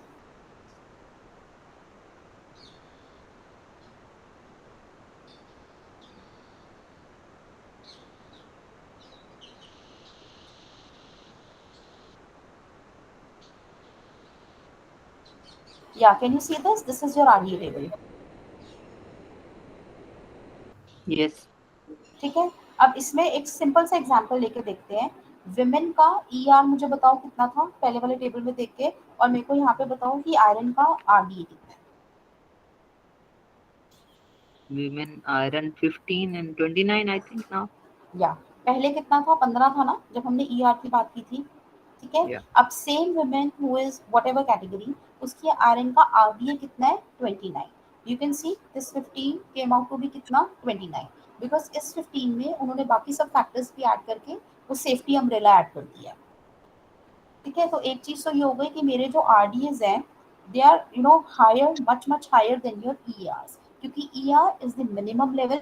आपको पास होने के लिए 30% चाहिए, अंडरस्टैंड दैट, तो दैट इज मिनिमम, ठीक है। पर इस मिनिमम में जब मैंने डिफरेंट डिफरेंट सेफ्टी चीजें ऐड कर दी, then they turn out to be your RDS. Is this fine with everyone, each one of you? Yeah. Yes. ठीक है जी। तो इसलिए आप कोई सा भी नंबर उठा के देख लो ER और RDA में, आपका नंबर RDA का रिक्वायरमेंट्स हाई होंगी in comparison to your ERs. Calcium उठा लो, विटामिन उठा लो, कुछ भी उठा लो, because that is minimum. Minimum में उन्होंने कुछ मल्टीप्लिकेशन, एडिशन, व्हाटएवर किया, and then you came up with your RDAs. So RDAs are higher than your minimum requirements. अब किसी को इस टेबल में कोई मेजर डिफरेंस दिख रहा है ER और RDA के में? इसके अलावा anyone who was smart enough to just notice what is the major difference? Body weight के बाद वाला कॉलम ER में देखो कौन सा है और RDA में देखो कौन सा है. Ma'am, protein is also very high, no? हाँ, बिकॉज उसमें भी सेफ्टी मार्जिन ऐड हुआ है ना. तो जो 0.66 था वो इसमें RDA में 0.83 होता है. क्लियर? जो ER की रिक्वायरमेंट होती है प्रोटीन के हिसाब से, that is 0.66, right? But for RDA it is, Ma'am, that There is a energy. fiber added, dietary fiber column is there. No, ma'am, the energy separate. Those things are gone energy. from the chart. Yes, एक तो fibre का column आपको दिख रहा होगा, ठीक है, और जो मेजर डिफरेंस है दैट इज व्हाट? एनर्जी. ये चक्कर ही सारा एनर्जी की वजह से पड़ा, that we have two sets of instructions, right? Because now you can just apply common sense कि भाई RDA जब थे तो हम एनर्जी में भी क्या कर रहे थे? मिनिमम रिक्वायरमेंट के अंदर कुछ ऐड करके दे रहे थे. अब स्लोली एंड स्टडीली क्या हो गया, जो हमारी पॉपुलेशन अंडर नरिश थी, that is going towards overweight and obesity. उनको हम एनर्जी एक्स्ट्रा नहीं खिला सकते हैं, तो we had to came back, हमें दोबारा वापस जाना पड़ा बेसिक्स पे कि भाई जो एटलीस्ट एनर्जी की रिक्वायरमेंट्स है ना, उसको तो मिनिमम रखो. And this is a common thing also ना, you have to be in a state of energy equilibrium. हम कहते हैं ना भाई, जितना आपकी बॉडी ऑक्सीडाइज कर रही है, जितना आपका आउटपुट है, आप उतनी ही कैलोरीज कंज्यूम करो, right? We say that this is what? Energy equilibrium, wherein we say that your input has to be equal to your output. अब जहाँ पे भी ये गड़बड़ हुआ, ये एनर्जी बैलेंस हिला, तो या तो तुम अंडर साइड पे जाओगे या तुम ओवर साइड पे जाओगे, again over period of time. So when I से नेगेटिव एनर्जी बैलेंस, उसका क्या मतलब होता है? आप खा कम रहे हो, आपका इनपुट कम है, पर आपका आउटपुट ज्यादा है. So your body is calorie deficit. Okay, but on the other hand, if you're consuming more, your input is more, but your output is less, right? तो उसके केस में क्या हो गया? You're in a positive thing. तो आप वो जो कैलोरीज है वो एक्यूमुलेट करते जा रहे हो. तो जब ये कॉन्सेप्ट शुरू हुई तो we came into this thing कि एनर्जी के साथ we can not play a safety margin. Energy तो भाई पॉपुलेशन को उतनी ही कंज्यूम करनी चाहिए जो उसकी मिनिमम रिक्वायरमेंट है. तभी you will see that now we have table for energy in case of ER, but we are not adding any safety margin and giving a tabulated form for your RDA. Is this clear to each one of you? Yes. Please explain suppose again. matter. Can you please explain? Can you please explain again? कौन से वाला? Energy का? Yes. हाँ, energy के case में recommendations की अगर आप बात करोगे तो बाकी जितने भी मैक्रो माइक्रो न्यूट्रिएंट्स हैं उसके लिए you have ERs also and RD also. Now you know the concept. ER is minimum. Minimum में जब आपने सेफ्टी मार्जिन ऐड कर दिया तो वो RDA बन गया. But in case of energy, we cannot afford to give that safety margin. Safety margin is something कि जो मेरी मिनिमम रिक्वायरमेंट्स है मैं उससे ज्यादा फीड कर रही हूँ. एनर्जी के केस में it will be a major मसला, वो प्रॉब्लम हो जाएगा, क्योंकि एनर्जी के केस में जितनी रिक्वायरमेंट्स है उससे अगर आप 200 कैलोरी 100 कैलोरीज भी किसी को कॉन्टिन्यूसली खिलाओगे, that person will tend to gain weight. Why? Because उसकी जो मिनिमम रिक्वायरमेंट है आप उससे ज्यादा उसको फीड कर रहे हो. तो तभी you will see that energy का खाली ER होता है और RDA नहीं होता. Okay, thank you. Yeah. Anyone else who has any doubt or problem in this? Is this clear? Excuse me ma'am, थोड़ा मेरा नेटवर्क का इशू था. आपने जो प्रोटीन का बताया था ना, जो ER में 0.66 पर ग्राम ना, 0.83 होता है RDA में. वो 0.83. ओके, थैंक तो यू. वैसे ही आप 0.83 को 65 से मल्टीप्लाई कर लो, राउंड ऑफ करके 54 आएगा, और ऐसे आप 0.83 को 55 से मल्टीप्लाई कर लो तो 46 आ जाएगा. Okay, thank you. Why there is dietary fiber column in RDA but not in ER? Yeah, because we don't have studies to support that. ठीक है। तो वी से कि डाइटरी फाइबर का कोई मिनिमम इनटेक के ऊपर हमारे पास अभी कोई डेटा नहीं है, तो that is why we are using from the best कि जो एक एडिक्वेट इनटेक होना चाहिए, जो सेफ इनटेक होना चाहिए, वो फाइबर का इतना है। Okay. इससे पहले फाइबर की भी कोई ऐसा रिकमेंडेशंस नहीं थी। This is all in 2020 which is happening. Okay, ma'am. ठीक है जी, is it fine to each and every one of you? Now take a break of 5 minutes and then I will continue. और तब तक please अपना ER और RD table देख लो। Anything which needs to be repeated, you're confused somewhere, I can repeat 100 Hello. times, but be clear. Yeah. Ma'am, so presently we are using this table, right? RDA for.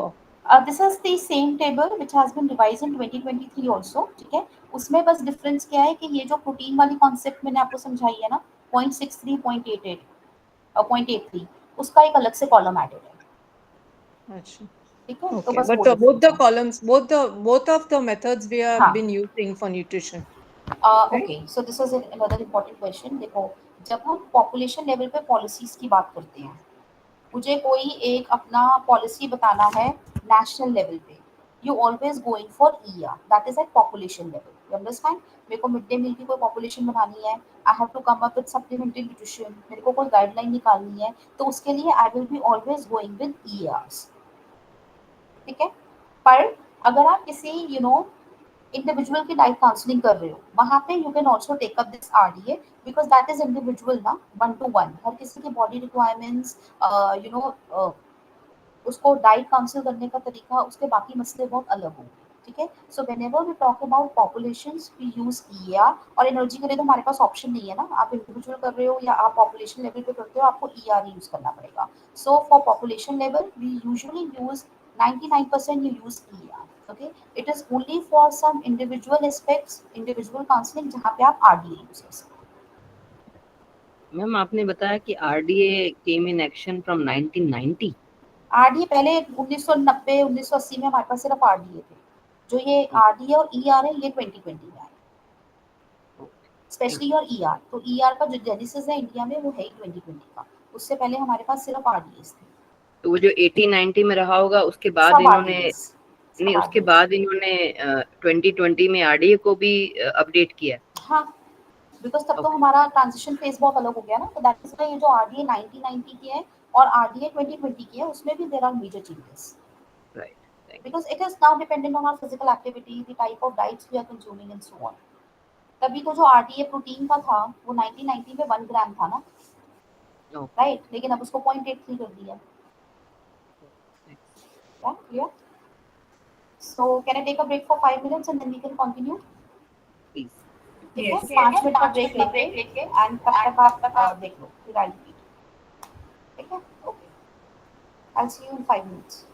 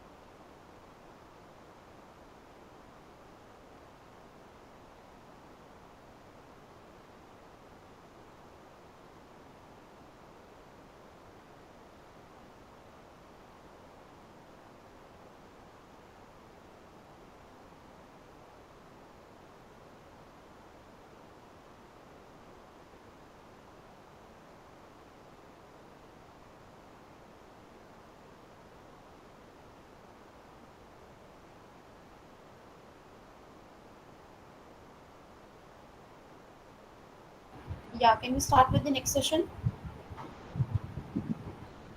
Yes, ma'am. ठीक है, इसमें कोई doubt किसी को अगर you have gone through it? Clear? Okay, so if you will open up your unit on this thing, उन्होंने आपको ये पूरे चैप्टर में यही एक्सप्लेन किया हुआ है जो which we have just discussed. ठीक है, so you can see the reason for setting up आपका the वॉइस RDS. थोड़ा लो है, कैन यू इंक्रीज योर अच्छा, वॉइस? एक मिनट. हाँ, Yeah, is it fine now? ठीक है. हाँ, बेटर. ठीक है.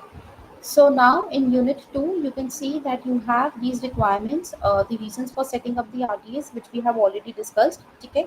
Then they have in each section explained you that how they have come up with these. Okay. तो ये जो RDS for Indian adults sedentary, तो sedentary क्यों है, moderate क्यों है, heavy क्यों है, ER का concept, everything they have explained you in these sessions. So you can just go through. ये सारा का सारा theoretical है और इसके जो भी practical aspects है मैंने आपको बता दिए कि कैसे develop हुए हैं. So this is just in theoretical manner which they have given. Okay, so if you have any doubts we can discuss that in next class. इसमें आप देखो RDS pregnancy lactation में +350 +600 +520 कहाँ से आया है, ये सब है. Is this fine? ठीक है, so I guess I can skip that. Exam में कोई क्वेश्चन आता है and do they give RDA और EAR table there? Yeah, they can ask you that energy requirements जो है वो activity पे based है, तो you need to explain that, है ना, कि sedentary, moderate और heavy में क्या है. जब उस मैम तरीके से. मेमोराइज तो नहीं करना है इनमें से कुछ भी. हाँ जी, आपको पता होना चाहिए. अगर आपको कॉन्सेप्ट समझ में आ गया, ठीक है, तो you will be able to do that, क्योंकि अपने वर्ड्स में तो you can always write in ना.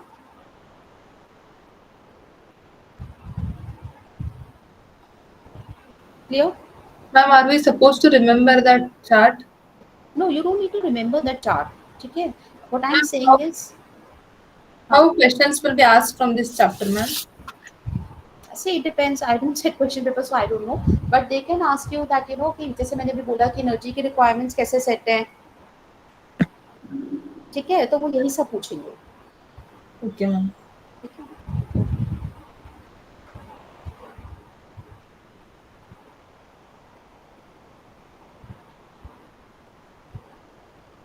Okay, so can I continue with the next one? Yes, if any doubts we'll ask in the next session. Yeah, sure, no problem. Okay, अब इसके बाद जो आपका CFN 3 है उस पर we are coming. I mean to say CFN 2 का book number 3. So I'll just share this thing with you.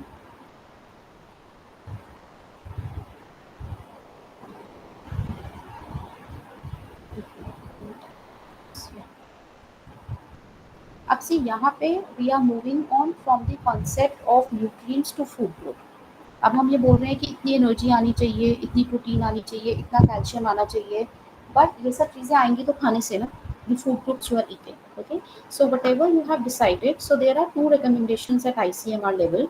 One is at the nutrient level, है ना, कितनी एनर्जी, कितना कैल्शियम, कितना आयरन, कितना fat. But the second aspect is what, that to have these you need to consume food groups ना. अगर मेरे को ये 1600 कैलोरीज चाहिए या 2000 किलो कैलोरीज चाहिए, तो ये सब कैलोरीज आ कहाँ से रही हैं? So these will be coming from either the maybe cereals you are consuming, pulses you are consuming, or the fat, the sugar, and so on. So now we have to be a little more advanced that how do we actually develop a food or a diet for a person. ठीक है, तो अब हमें ये पता है कि अगर कोई एक, और यहाँ पे मैं दोबारा बोल रही हूँ कि this is for a healthy individual, right. So if I am talking about an healthy adult, एक हेल्दी अडल्ट की अगर मैं बात करती हूँ, तो अगर वो आपके पास आता है, आप सबसे पहले देखोगे कि जेंडर मेल या फीमेल, ठीक है, and then what you can see is कि उसका एक्टिविटी लेवल क्या है ना, because activity level in case of adult will determine that what category of physical activity he or she is in, and accordingly you will be recommending the energy or and other things to that person. ठीक है, तो basically आपने पहले ER के table से निकाल लिया या RDA के टेबल से आपने निकाल लिया कि भाई उसको इतनी एनर्जी, इतना प्रोटीन, इतना कैल्शियम, इतना सब कुछ चाहिए. Now how to go about it? So that is the data which is based on food group. ठीक है, तो food group में if you will be seeing, there are different food groups which we consuming, and these food groups are divided on the basis of their functions. जैसे हमने पहले भी बोला था, तो you can see ये वाला जो टेबल 3.1 है, you have energy giving foods, right? Energy giving foods में you have cereals, roots and tubers, sugars and fat.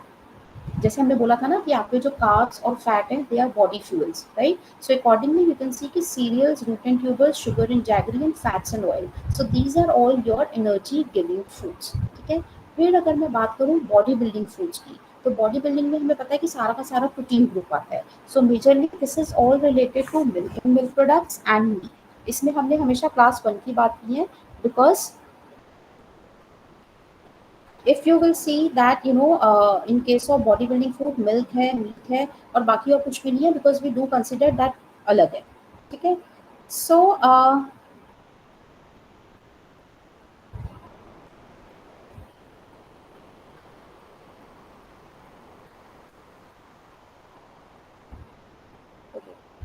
now the next thing is what that you need to focus on कि अब हम इसका serving size क्या रखेंगे, ठीक है? तो अगर मैं एनर्जी गिविंग फूड की बात करूँ, बॉडी बिल्डिंग की बात करूँ और प्रोटेक्टिव में आपके सारे आ जाएंगे फ्रूट्स एंड वेजिटेबल्स, ठीक है? You can see that, I just scroll it down, ठीक है? अब इसके आगे आप एक कॉलम देखोगे number of servings and suggested number of servings. तो आईसीएमआर ने ईआर और आरडीए देने के बाद क्या किया है, they have also given you this thing, ठीक है? Balance diet for moderate activity man, then same you will be having for sedentary, and then in case of women also you have sedentary and then you have moderate, ठीक है? अब इसमें उन्होंने क्या किया, जितनी भी कैलोरीज प्रोटीन का मसला हम कह रहे हैं that is jotting down to amount grams per day, ठीक है? तो अमाउंट्स ग्राम पर डे में क्या हो गया, आप सीरियल्स एंड मिलेट देखोगे, हम सिर्फ अभी सेडेंट्री की बात करते हैं, ठीक है? तो सेडेंट्री में you know that you require रफली 2130 calories and this much gram of protein and whatever. तो वो कैसे पूरा होगा, if in a days diet you are recommending 275 grams of cereals, 80 gram of pulses, 100 grams of GLEs and so on, ठीक है? तो ये इन्होंने डिफरेंट डिफरेंट फूड ग्रुप्स का आपको अमाउंट पर डे बता दिया है कि this is the ideal consumption of these food groups. If you are consuming these that will lead to the consumption of whatever ER or RDAs you are suggesting. Is this clear? Is this fine? Is it Yes, clear to ma'am. everyone? Yes, but it is taking little bit time to Register. Yeah. register. Yeah. हाँ. थोड़ा तो slow हाँ, होगा तो अच्छा आप इसको ना अभी आज आप पढ़ोगे ना तो इसको just go to in details, हाँ. क्योंकि अब आपको कॉन्सेप्ट पता है। जब आप एक बार इसको बैठ के अच्छे से पढ़ोगे ना स्टेप 1 से यहाँ तक, you will have sense of these things, क्योंकि अब आपको कॉन्सेप्ट समझ में आ गया है। So what I am saying is कि पहले वाले टेबल में it is just the nutrient requirements, आपको कितने अमाउंट में क्या खाना है, राइट? आपकी कितनी रिक्वायरमेंट है। But the second aspect is कि अगर मुझे ये रिक्वायरमेंट चाहिए, राइट, तो मैं खाऊंगी तो फूड ग्रुप से ना। हाँ. तो ICMR has two set of recommendation. One is for nutrients, ठीक है, and second is for food groups. ठीक है? तो फूड ग्रुप्स में मतलब हमने फूड ग्रुप्स को 3 मेजर क्लासेस में डिवाइड कर दिया, which will be easier for us. So you have energy giving, second you will be having the body building, and third is your regulatory or protective foods. तो energy giving में तुम्हारा आ गया जितने भी आप cereals खा रहे हो, basically your carbs, ठीक है, and then you have your sugars and oils, right? Proteins में आपका आ गया milk and milk products and meat fish poultry, and protective में आपका आ गया जितनी भी आपकी वेजिटेबल्स एंड फ्रूट्स हैं, and obviously vegetables are further divided as roots and tubers, other vegetables and leafy vegetables. Is this clear? Yes. ठीक है? तो ये दोनों कॉलम्स में आपको बैलेंस डाइट के ऊपर जो भी सेडेंटरी रूल है वो दिए गए। Is this clear? तो आप ये देख सकते हो। So these are also like set of recommendations only ना, that on an average sedentary man requires this and that. ठीक है? और यहाँ पे उन्होंने नीचे आप 3.4.1 से देखोगे, so these are all the sections which are related to the energy giving food groups. उसमें क्या क्या आता है, ठीक है?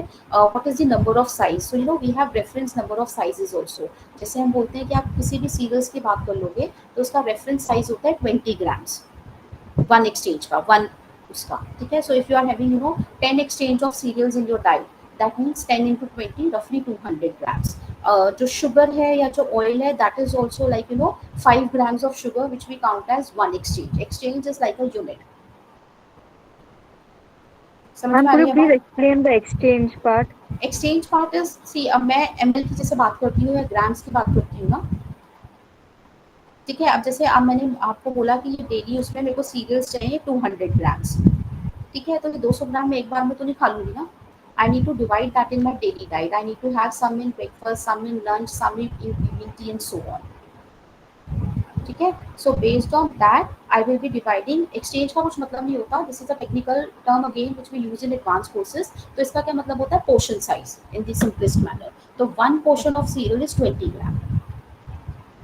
तो यूजुअली आपकी जो वन रोटी है that is 20 gram. If you are consuming two rotis that is 40 grams. That means you are consuming two portions of serials.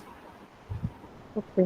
ठीक है. So Thank you. This is हाँ. So that is related to what portion size, what amount adequately can go in one this thing.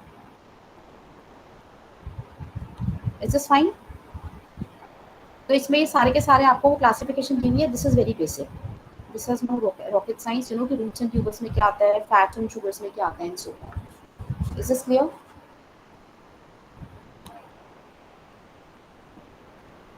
Yes. ठीक है. So this was your unit 3 but I don't want to start with the next one because I think अभी ये बहुत सारी technical चीजें आपने आज की हैं. So it will be too much for you also if I move on to the next unit. ठीक है. But for the next few units, I will request कि आज जितना भी आपने किया है उसको just go through, absorb the concept of ER, RDAs, recommendations and food groups, because from the next class we will be moving on to the specific physiological states. You are understanding? जैसे pregnancy, lactation, infancy, तो किसमें क्या physiological changes हो रहे हैं and so on. I hope that's fine. Yes, ma'am. Yes. ठीक है. ठीक है. So now we can have a question answers or whatever query or whatever additions you want to have. So I'll mute myself, I'll stop sharing and we can discuss whatever we have discussed in today's class. कोई doubt कुछ हो, you can please ask me. It was a wonderful class. Thank you so much, first of all. Thanks. Glad that you understand. It was wonderful. Like there's one request, we had to submit our assignments before your classes started, before 30th last month. So we would have done better if we had your classes, attended. So it's okay. That can surely help in examinations. Yeah. Okay. Anything else? So Dr. Hamid, do you know about admin part? Like I have filled only CFN 1 so far. So CFN 2 and 3 I want to do in December. That's okay, right? Yeah, I hope that's fine. आपने assignment submit कर दिया है? नहीं, अभी 1 का इन्होंने extend कर दिया May end तक, so I'll be doing it. हाँ, तो 2 और 3 आप assignment submit कर दीजिए. एग्जाम तो I think आप बाद में भी दे सकते हो. कोई प्रॉब्लम नहीं है. I had one more question. You and Anku ma'am, both of you had mentioned about. You and Anku ma'am both had mentioned about the masters. So like after this we can do the masters course, right? You have to see the eligibility criteria. Okay. So we can get the information from the portal. Yeah. MSc DFSN. That is the masters program. MSc DFSN. BFSN. Dietetics and Food Service Management. Okay. So we can do that. Can you just write it in the chat box, the course name? Yeah, sure. Ma'am, even if we are from BE background also, we can do that. I have no idea. You have to see technically go through that because I can't comment on that.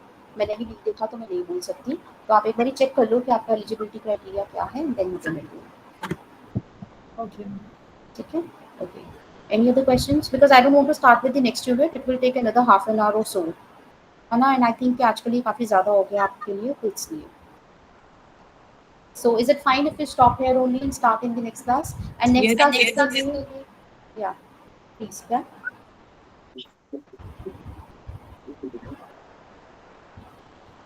Anyone is trying to speak something? Thank you, ma'am. Yeah. Ma'am, are we supposed to request anybody, or are we supposed to mention that we are sitting for only 2 exams now and 1 exam in December, like that? No, when you will be, you will be filling your exam forms, no? So that's understood. Ma'am, I was filled for all 3 actually. तो लेकिन आप बैठ नहीं रहे हो ना? Yes, The ma'am. only thing is कि जब आप बाद में बैठोगे दिसंबर में या whatever, you need to resubmit the fees and fill the form again. Once तो again. ये form carry forward नहीं होगा. Okay. Ma'am, if we pass these 2 exams, this will be considered, no? Yeah. Because 1, 2, 3 is independent ना. 1 में पास होगा तो कोई क्यों आपको बोलेगा? Okay, ma'am. Okay. Anything else? अच्छा, एक और चीज है आपकी ना मेरे साथ क्लासेस अब है शायद 5th, 9th और 10th की, right? to see your schedules. 5th, 9th Yeah, और 10th 5th, की क्लास है 9th, ना? 10th, 12th, 16, 17, 19. हाँ, but for 5th, 9th and 10th class, I have already informed that I will be starting your class at 4:30. Okay. ठीक है, तो वो मैंने And do inform you have किया। any idea of when will be our exams? क्या चीज़? When will be our exams, ma'am? That will be decided. That will be coming on your IGNOU website. You need to check that. आ गया है वो first second third जुलाई को है। जुलाई को है। First second third. Okay okay, ठीक है ठीक है। So people can do is so people can make a group ना, अपना एक ग्रुप बना लो and उस पे you can exchange this information. Doctor Harmeet, अब 5th, 9th, 10th को 3 दिन आपका 4:30 है? 5th, 9th and 10th, yeah. 4:32? वही 2 घंटे का जो होगा। Okay. 3 to 5 की जगह 4:30 से 6:30। मैम इग्नू का जो अपना LMS पोर्टल है वहाँ पे एरर ही दिखा रहा है 5 दिन से वो असाइनमेंट सबमिट करने के लिए। अब यहाँ पे I think sir is there, तो आप उनसे पूछ लो। I think he is from admin, so he will be able to better guide you. क्योंकि मेल किया है लेकिन उनका रिप्लाई नहीं आ रहा है। भाई ये लास्ट मंथ में 30 अप्रैल को भी यही सेम था और अभी भी वही है, तो कहाँ पे कांटेक्ट करें? कॉल किया तो उन्होंने बोला कि मेल कीजिए। आप मेल किया लेकिन उसका रिप्लाई भी नहीं आ रहा है। ये ऐसा ना हो कि 30 मई तक ऐसा ही हाल रहे ना। तब से वो असाइनमेंट के लिए मैं चेक करती हूँ LMS पोर्टल, लेकिन एरर ही दिखा रहा है। सर अगर आप हैं तो if you can help them, क्योंकि ये admin part है, so I will not be able to comment on this.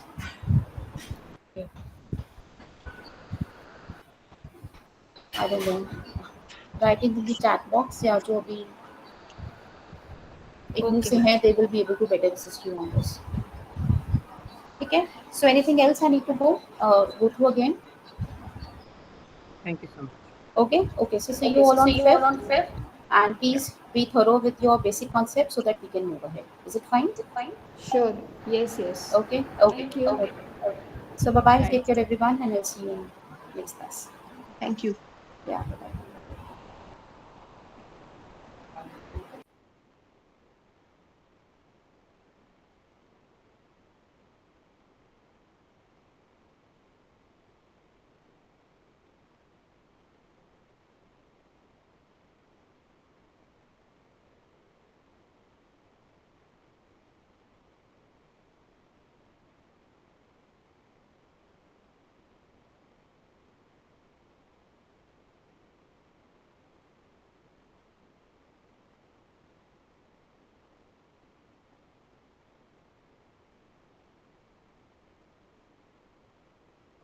I guess we can close the call.